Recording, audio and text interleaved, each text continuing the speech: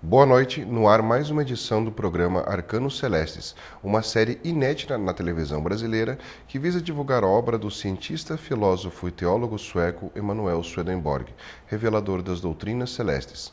Este programa vai ao ar todas as terças-feiras às 19 horas, no canal 5 da NET e 72 da TVA, podendo ser assistido também pelo site www.cwbtv.net ou pelo site www.arcanocelestes.com. As perguntas com dúvidas e sugestões poderão ser encaminhadas para o e-mail arcanocelestes@gmail.com e os livros, assim bem como os demais materiais, poderão ser solicitados pelo telefone 3027 4741. Dando prosseguimento à nossa série de estudos, falaremos essa noite sobre a inimizade, ou melhor, abrangindo um pouco o tema sobre todas espécie de conflitos nas relações interpessoais e como os escritos, ou seja, como a doutrina da Nova Igreja trata esse assunto. Eduardo, boa noite. Eduardo, primeiramente, para a gente começar, já trazendo a relação do homem com o Senhor, né, há uma crença antiga, né, que diz que Deus prefere os homens aqueles que o adoram em detrimento dos outros, né? Ou seja, há uma certa ambiguidade. Como os escritos da Nova Igreja, como isso é visto dentro da Nova Igreja? Boa noite, Tiago. Boa noite a todos. É uma verdade, né? Desde os tempos antigos, prevaleceu na igreja a crença de que aqueles que adoram a Deus têm privilégios especiais e que, em troca da fidelidade a Deus, a criatura humana teria à sua disposição o poder do Altíssimo contra os seus inimigos, né? Em todo o Velho Testamento, os inimigos são tratados com vara de ferro e pelos males que eles fazem aos fiéis, um Deus vingativo e rancoroso lhes retribui com males ainda piores. A condição inferior em que o inimigo era visto fica evidente pelas palavras do Salmo 110. Disse o Senhor ao meu Senhor: assenta-te à minha direita até que ponha os teus inimigos por escabelos dos teus pés. Um povo de temperamento cruel e vingativo, julgando-se melhor do que todos os outros, não poderia ter ideias diferentes a respeito de Deus. Nós lemos nas histórias dos profetas e nos salmos que quando os adversários não são completamente arrasados pela pesada mão de Deus, são repudiados e tratados com desprezo, como foi o caso com os gibeonitas, feitos perpétuos rachadores de lenha e buscadores de água para o povo de Israel, porque não puderam ser mortos à espada. Mas quando o Senhor veio ao mundo e instaurou uma nova dispensação religiosa, abriu as suas mentes para uma nova compreensão da sua palavra e, consequentemente, de si mesmo. Com isso e com os escritos da Nova Igreja, que são o que se entende pelo segundo advento do Senhor, agora nós podemos ver que os inimigos a que se refere o Salmo, agora citado, espiritualmente falando, representam os males e as falsidades que nós mantemos dentro de nós e que o próprio povo de Israel tinha dentro das suas relações internas, né? E com os outros povos, né? Basta ver que o Senhor muitas vezes se afastava deles, né? Justamente porque eles então eram coniventes com esses males e com essas falsidades, né? E, em compensação, os inimigos cresciam, né? E o próprio povo de Israel era muitas e muitas vezes escravizado pelos outros povos, né? Em Mateus, no capítulo 5, 43, versos de 43 a 45, está escrito: ouvistes o que foi dito, amarás o teu próximo e aborrecerás o teu inimigo. Eu, porém, vos digo, amai a vossos inimigos, bendizei os que vos maldizem, fazei bem aos que vos odeiam, e orai pelos que vos maltratam e vos perseguem, para que sejais filhos do vosso Pai que está nos céus, porque faz com que seu sol se levante sobre bons e maus, e a chuva desça sobre justos e injustos. Fica claro para nós, então, que o Senhor não tem nenhum prazer na morte do ímpio, e que sua misericórdia não se restringe só a uns poucos eleitos, mas que ela se atende a todas as criaturas, até mesmo os ingratos e maus. E lógico que quando nós falamos em ingratos e maus, isso vai depender justamente do tipo de recepção que essa pessoa tem, né? Porque nós somos recepções. O ser humano ele tem uma capacidade de receber tanto o bem quanto o mal, tanto a verdade como as falsidades, né? E o Senhor dá a cada uma das pessoas probabilidades iguais de receberem tanto um como o outro, né?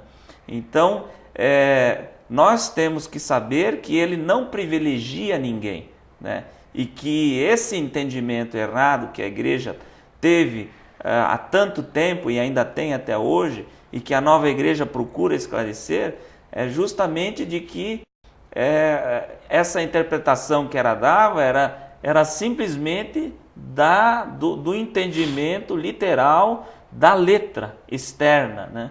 Mas que a nova igreja traz então um significado interno e espiritual para as escrituras sagradas.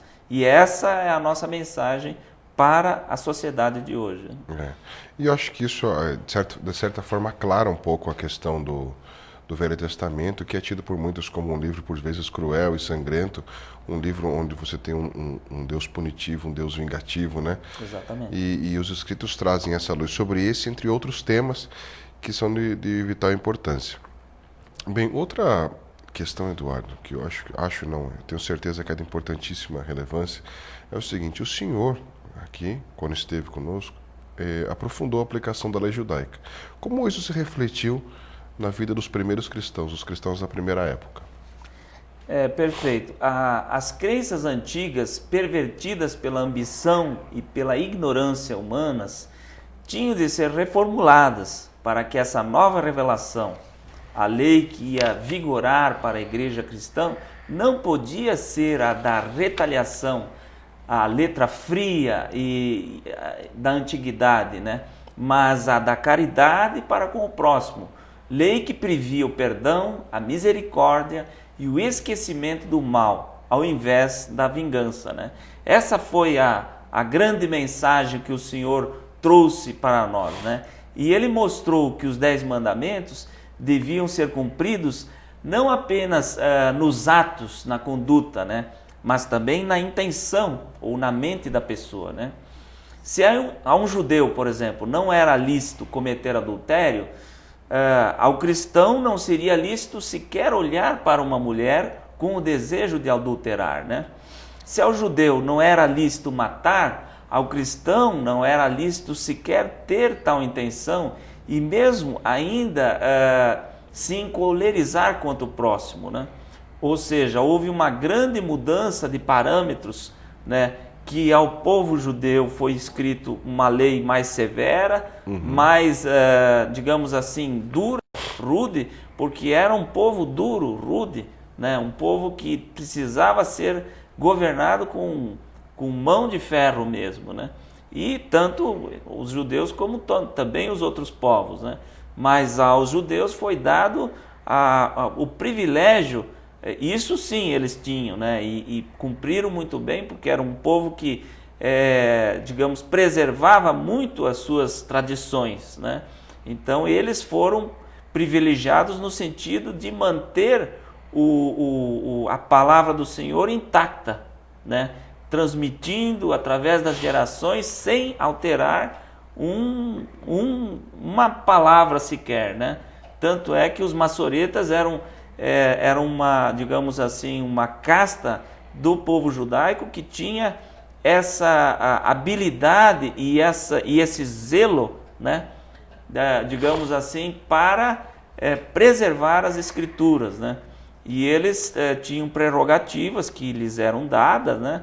E que eles não necessariamente não precisariam receber ao rei se tivessem escrevendo, né? Se tivessem compilando as escrituras, né?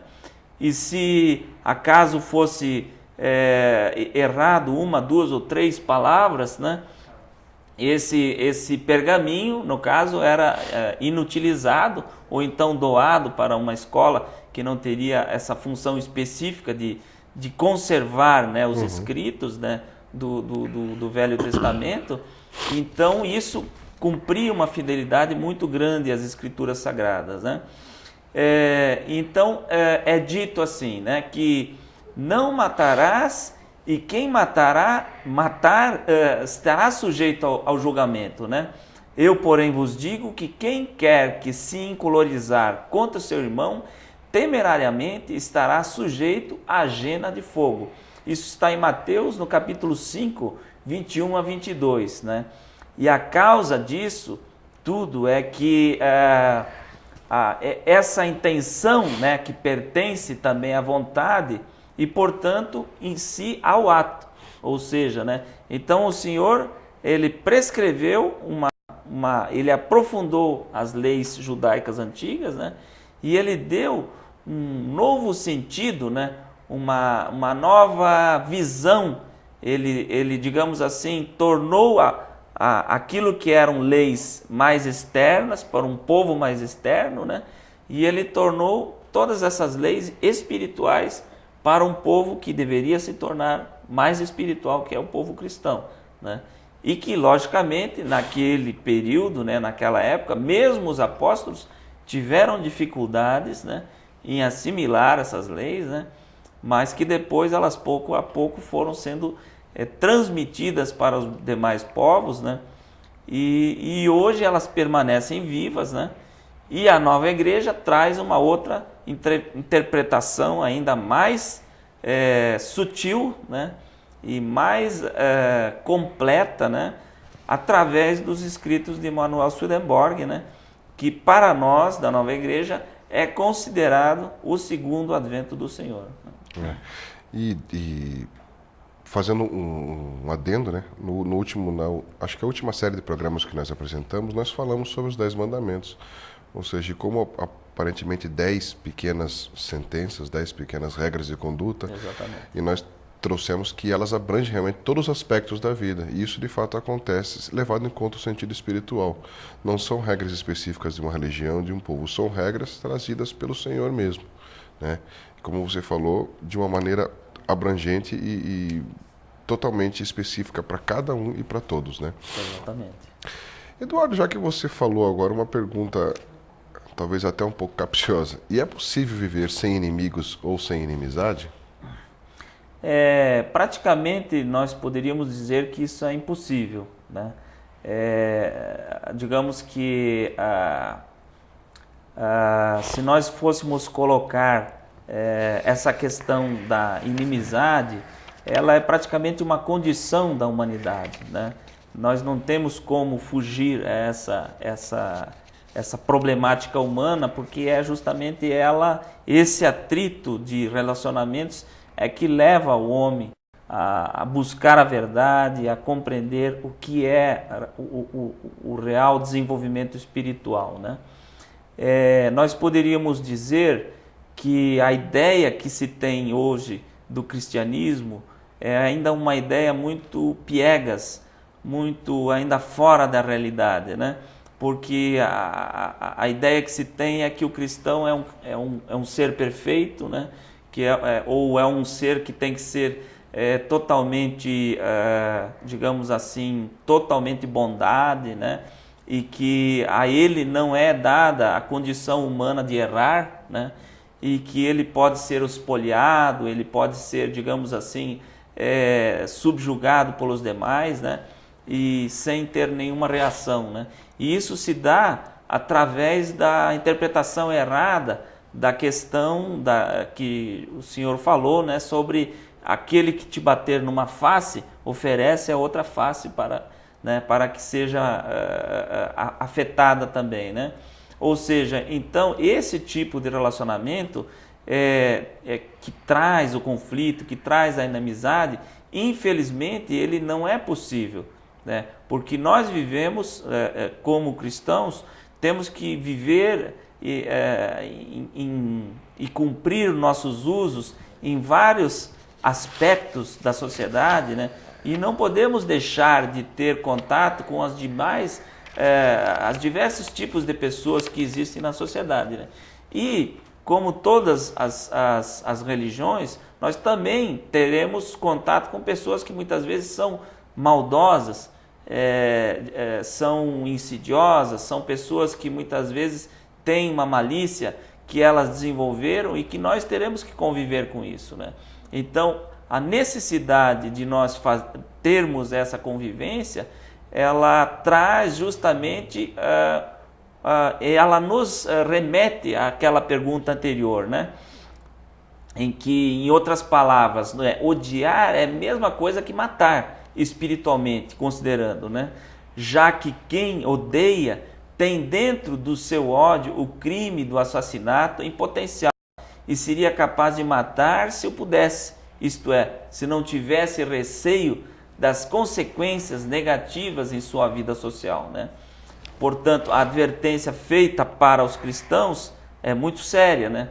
Perante Deus, guardar rancor, alimentar sentimento de vingança e mesmo desprezo em relação ao inimigo ou a qualquer pessoa é o mesmo que matar espiritualmente falando, né? Portanto, aquele que odeia o próximo e tem como inimigo pois um réu de juízo e sujeito à agenda do fogo segundo a lei divina, né? Então, rememorando isso que nós falamos da pergunta anterior, é justamente que o cristão não deve então entrar nesse tipo de relacionamento e ele deve simplesmente se manter, digamos assim, não ser cooperativo com esse tipo de relacionamento, né? Por exemplo, que se você não odeia, você pode até ser odiado, né?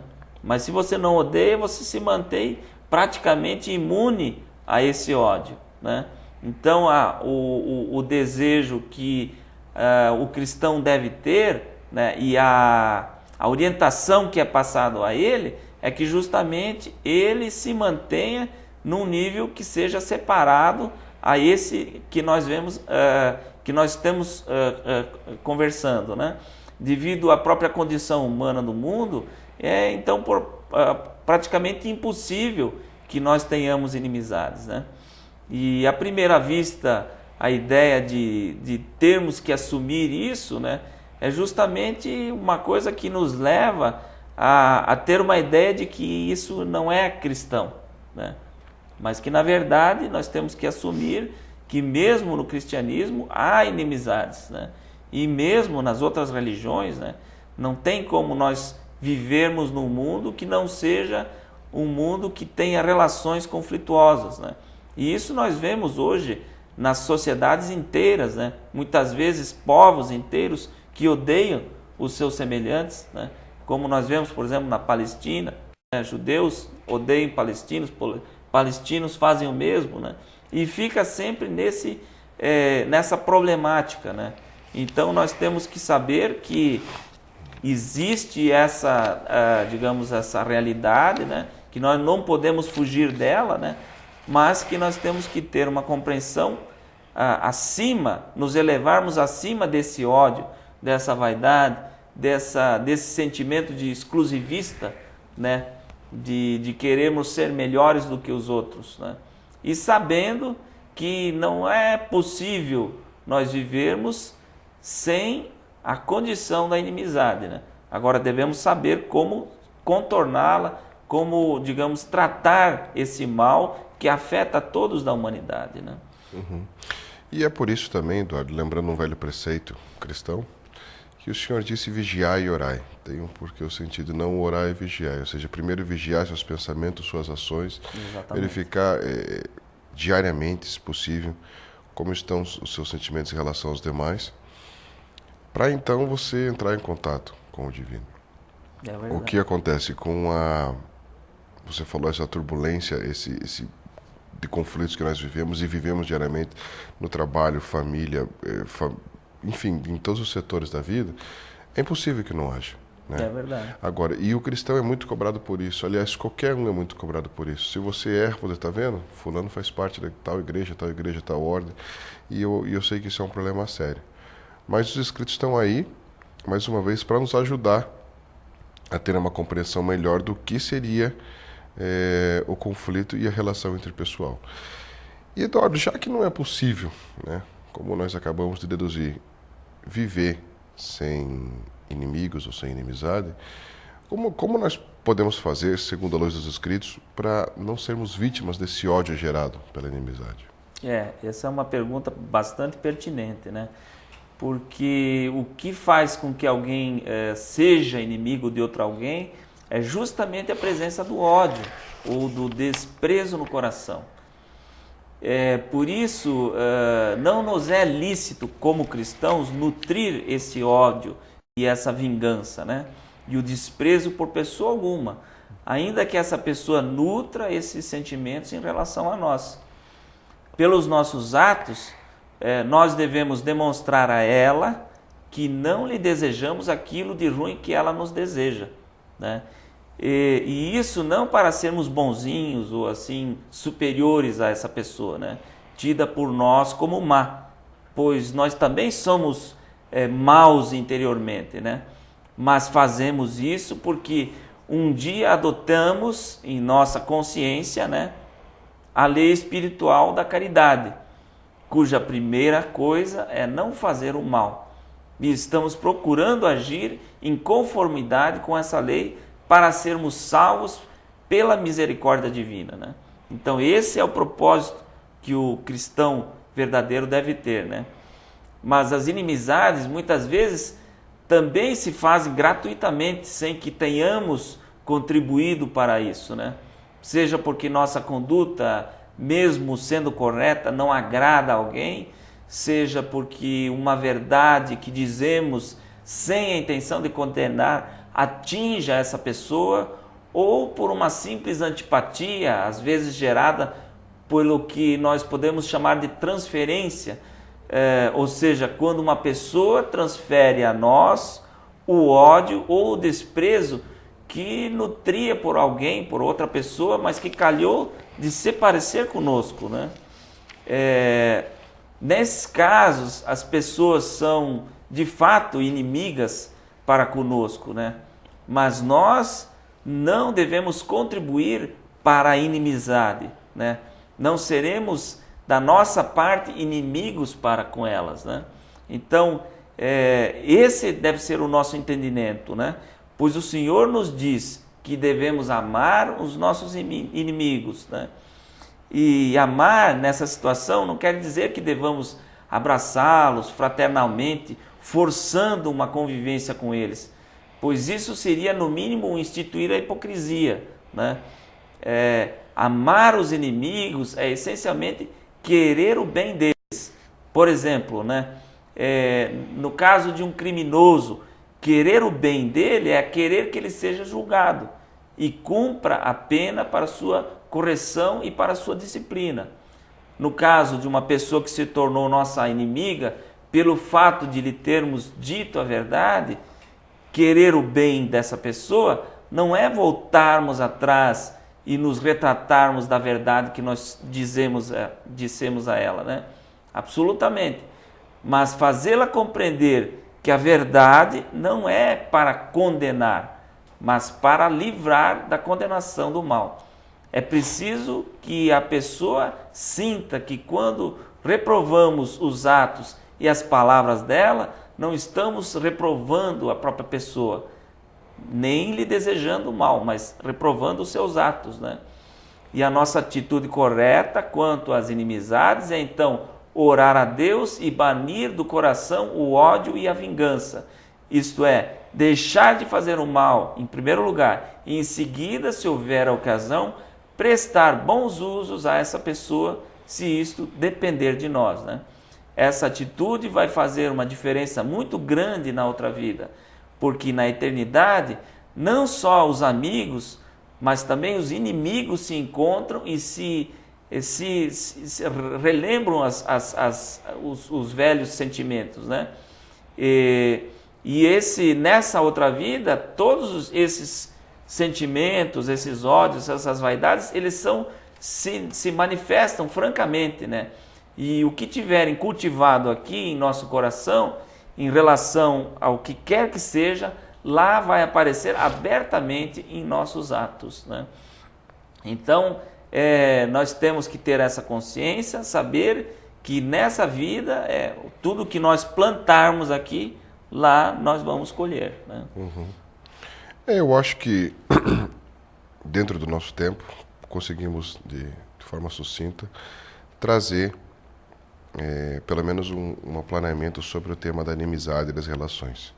Mais uma vez eu quero deixar meu convite a todos, acredito que o Eduardo também, de que os inscritos estão à disposição, estaremos totalmente dispostos a realmente atendê-los. As pessoas que quiserem entrar em contato pelo telefone 3027 4741, né, ou pelo e-mail de contato arcanocelestes@gmail.com. Os escritos são uma fonte inesgotável.